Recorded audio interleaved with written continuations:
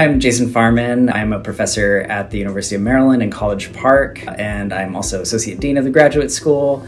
And I've been working in the field of mobile communication not too long after I finished my degree at UCLA back in 2006.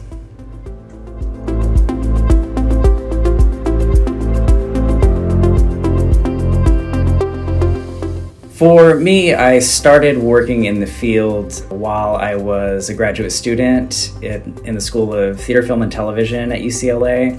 I was looking mostly at performance art and thinking about the relationship between our bodies and the spaces that we create. And I wrote a dissertation mostly about the arts, mostly about digital art and its impact on live performance and different modes of art, different ways that digital media is impacting art.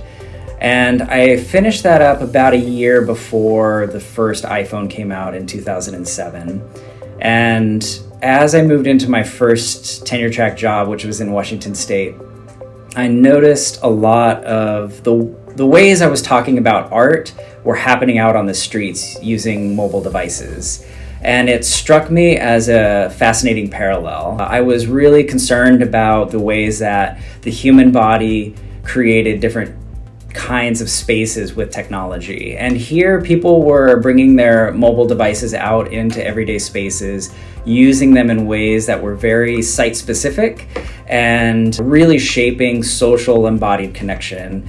And for me, everything I had theorized about performance art, about theater and the live stage was happening all around us in everyday life. So I began to shift my focus toward mobile technology and to begin to think about it as an object of study that was one of the best examples of the things I cared about, which was the creation of embodied space. So that's how I first got into the field and began to focus on it starting at that time and focused my first book project on that called Mobile Interface Theory. And my second book similarly picked up a lot of those themes, which was called Delayed Response, the Art of Waiting from the Ancient to the Instant World. I was very much concerned with a lot of the foundations I laid in mobile media studies and location awareness.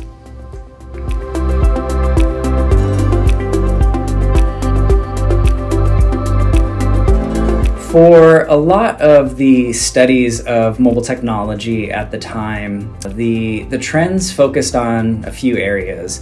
First, there was a big concern with coordination, how people socially coordinated with mobile devices in a way that shifted our ability to connect with each other, our ability to plan and create rhythms throughout the day with each other.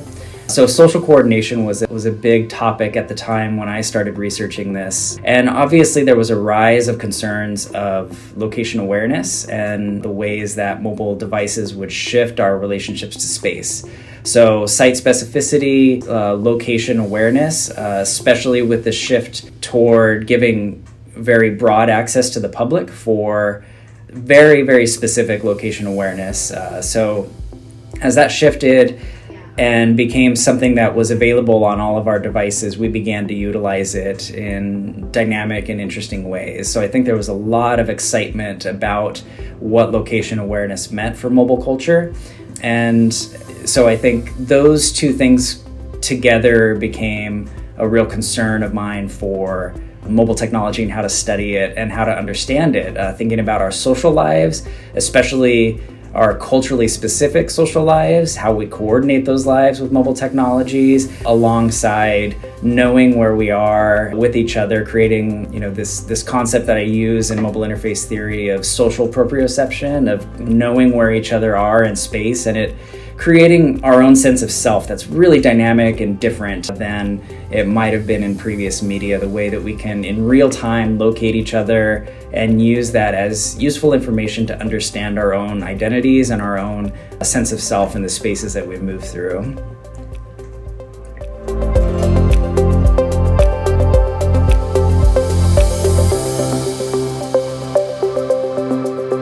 For me, the field of mobile media studies and mobile communication has become so vastly broad that it's hard to contain within any particular discipline, within any particular object of study.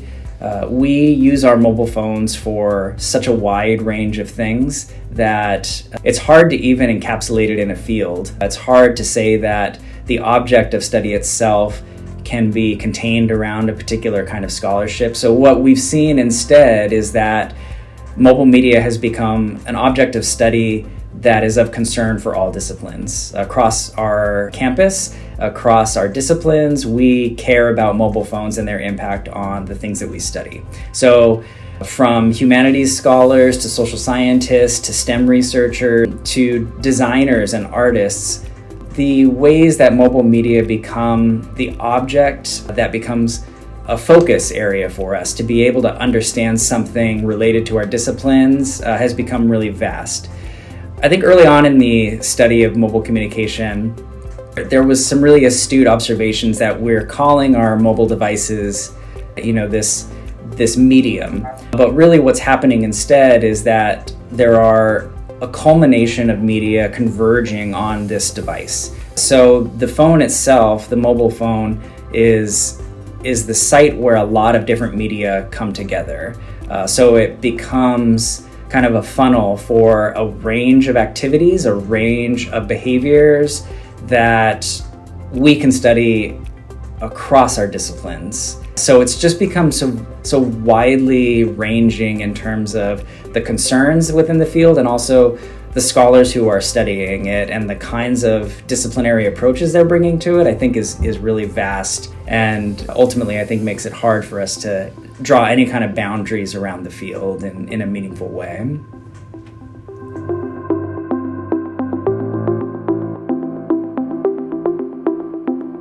So as a humanities scholar, I was one of the first among a great handful of scholars that were concerned with embodiment in space within this. And for mobile interface theory, my first book, I think the main contribution there is the notion of the sensory inscribed body, which becomes a framework for us to study the ways that our spaces are produced by our bodies, and it becomes a feedback loop that produces our sense of self. So we're producing our bodies and our spaces simultaneously. They're co-constitutive. And within that dynamic, I use ideas of phenomenology and the sensory to understand how we really shape our sense of embodiment. And it's really multifaceted. It's cultural, it's biological, it's social, and it's also simultaneously something that is culturally inscribed, where people are reading each other's bodies as we are reading other people's bodies. We're inscribing each other's bodies. And a part of this dynamic, the mobile phone plays an important role. It becomes a device for us to engage in a sense of embodied space and also understanding and giving legibility to our bodies, to our spaces, to give cultural meaning and individual meaning to the worlds around us as we use the mobile phone as a lens to understand those worlds. So applying that to a humanities lens, a cultural studies lens, I think was the main contribution that mobile interface theory brought to the field. And then I began to push even more so on thinking about the materiality of mobile culture and thinking about the infrastructures that drive these technologies, and to begin to bring cultural critique to the infrastructures that shape our mobile devices, how they work, and really understanding that knowing how these things function, having an infrastructural literacy, is really deeply important to understanding how they shape us socially and individually as well. And infrastructure is meant to disappear, but if you can bring it into a lens of visibility, it becomes a useful analytic for understanding how this all functions and really how we as people form our sense of self and our sense of community. Infrastructures play a really vital role in that. And then ultimately shifting toward my second book, Delayed Response, focused on wait times and delays and latency as a meaningful moment of mobile communication. So as we're sending and receiving messages from each other in an asynchronous way and prioritizing asynchronous communication, that time lag becomes communication itself. It becomes meaningful, it becomes something we interpret. And I trace that across history from the very first mobile technologies that humans created with Aboriginal message sticks in Australia, all the way up through modern messaging platforms, and thinking about how wait times have become something that has shaped who we are throughout history. So inserting the importance of delay and latency within our study of mobile communication was one of my more recent contributions as well.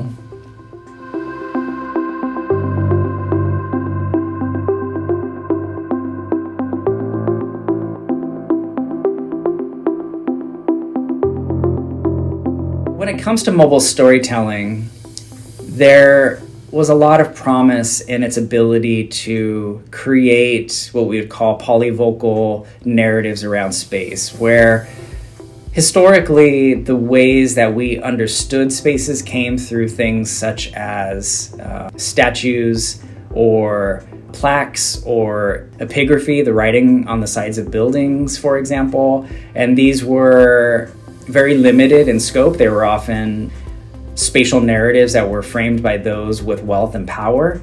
And mobile stories had the potential to intervene and create a wide range of stories about space, and to tell the multiple histories of that space, and to be able to even tell contested histories of a space, very different histories, untold histories, or things that don't fit with a dominant narrative could be utilized through mobile storytelling to communicate the wide range of ways that a space might be meaningful to different people.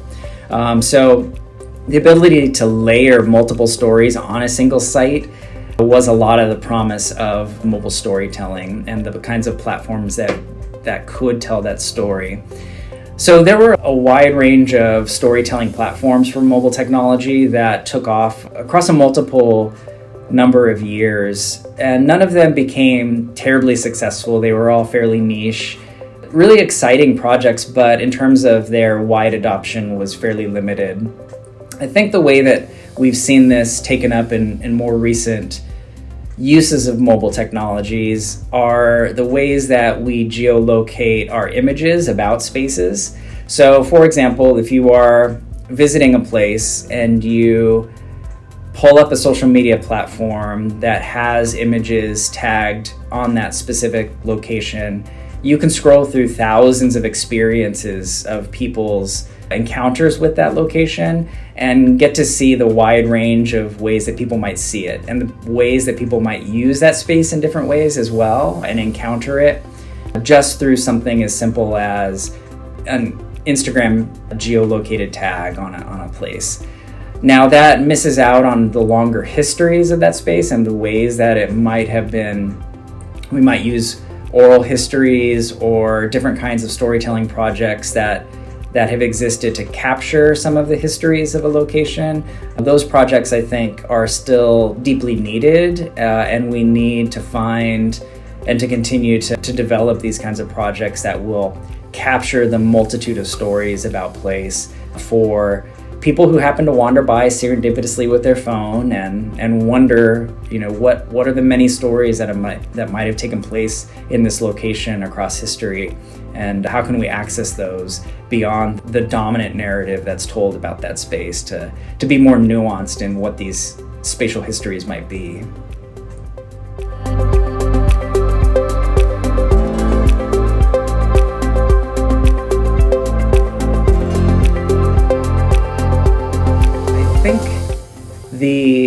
The challenge of infrastructural literacy is that by design we're not supposed to notice it. The interesting moments, I think, are when infrastructure begins to become visible.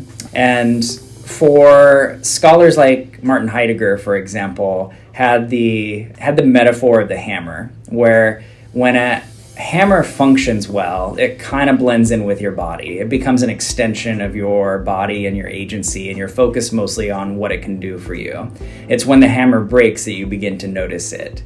And with our mobile technologies, that metaphor can extend into infrastructural literacy. It's often not until it breaks that we begin to wonder why and what happens. So I think for the everyday user to move to a level of visibility with infrastructure, it often requires the system to break down and us to actually be curious about why.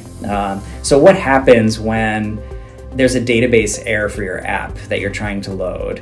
And it gives you kind of a little cloud icon, and it says in Ashburn, Virginia, there's a little X. You can't connect to a database. What's happening there?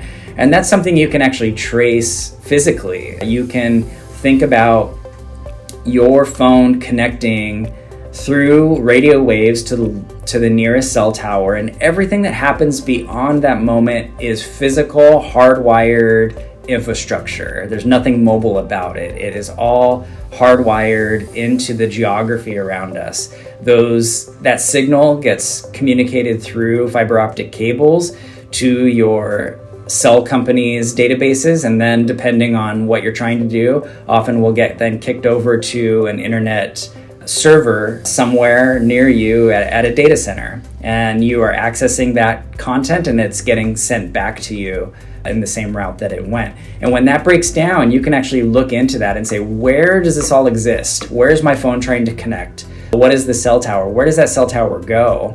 And it's just a fascinating experiment to go and try to locate the physical infrastructures that make your most intimate technologies function, and wonder why they break down at moments. There were famous moments throughout history where in Eastern Europe, for example, a woman was digging for copper piping and accidentally broke into the internet cable and cut off the internet to an entire country. Because there were no local data centers within that country, all internet infrastructure and data came from the neighboring country.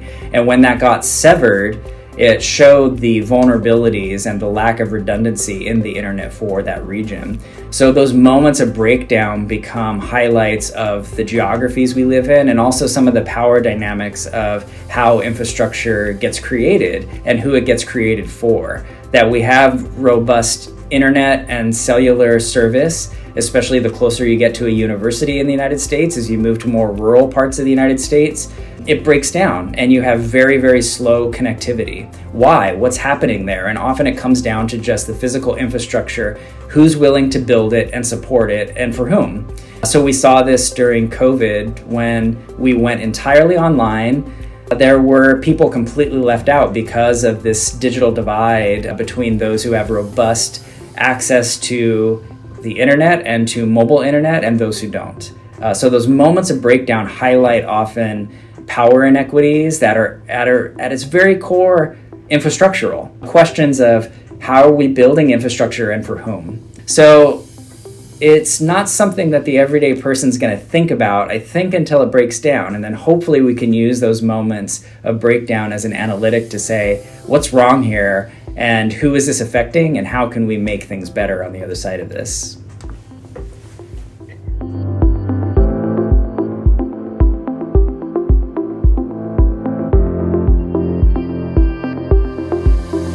When we think about inequalities with access to mobile communication, it is such a wide-ranging topic and answer because it's global in scope, and it requires people who understand the specifics of a culture and a society to be able to answer how within that culture do mobile phones either intercede in inequality and help amend some of the social inequities within that society, or how are those social inequities ultimately exacerbated because of the technologies that we are engaging on a daily basis. So I don't think there's a single answer to that, but it does require cultural specificity rather than broad generic ideas about how to address inequity. It requires people who understand those societies in very specific terms.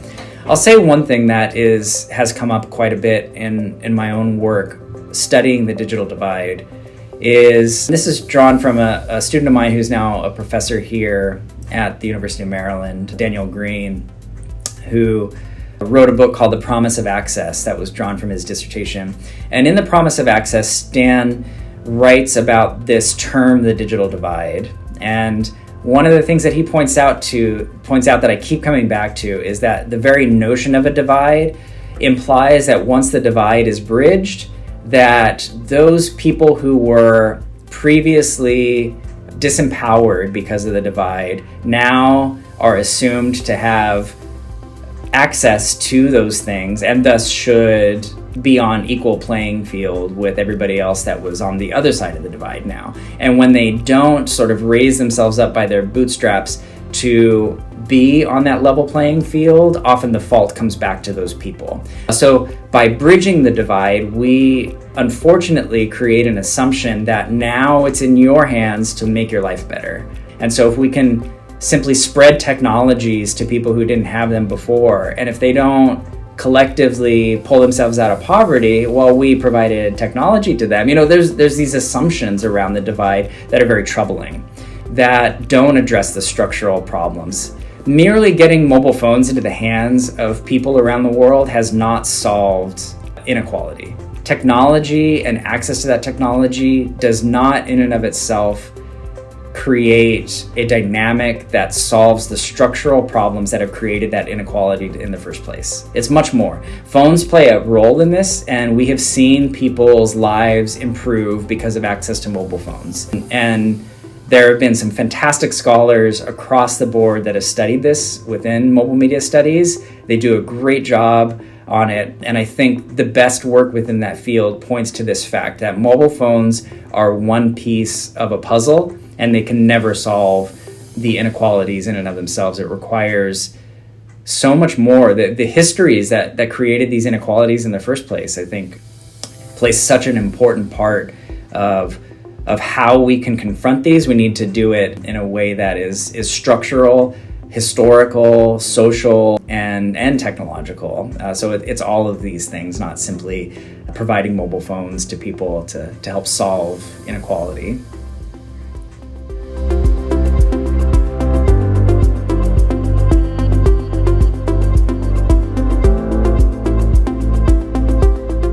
So the area that I'm working on at the moment that I feel is a blind spot is the ways that our mobile phones have utilized our behaviors in a way that supports the attention economy, that I did not expect when I went into this field to be as robust and troubling as it ultimately is. Adam Alter has this book called Irresistible, and it points to a lot of the work that scholars have done around how we use our time. And, we use our time for sleep, we use our time for work, for, eating and other kind of survival things. And then we have a portion of our lives that is leisure time, or time that we use as we see fit. And more, that leisure time is being eaten up by our attachment to our phones. And this is done by design. Our attention is perhaps the most important resource we have. We live in an information abundant world. We're surrounded by information. We swim in it. So the real problem is, what do we pay attention to? You have so much that you could pay attention to. What do you decide to pay attention to? And the companies that are building the platforms for our mobile devices understand that this is the key challenge. How do I get people to pay attention and to keep paying attention to my platform? And ultimately, I believe that we are being manipulated in some very, very sophisticated ways with our mobile devices, where that leisure time is just getting swallowed. And the impact of that is, I think, more profound than we even are beginning to understand. That everything from the loss of hobbies because you're bored and have nothing else to do, to also simply the loss of boredom as a mechanism for creativity, for us to unlock that, what they call the imagination network, or the default network of the brain that only activates when you're bored and you're daydreaming, you're kind of just not doing anything in particular. We never sit there and do nothing in particular. We always have our mobile devices out. And so for me, I started my work in this field so optimistic about the potential of mobile devices. And I would say now that I'm seeing the impact of the attention economy on the design of every platform for our mobile devices, I'm very concerned.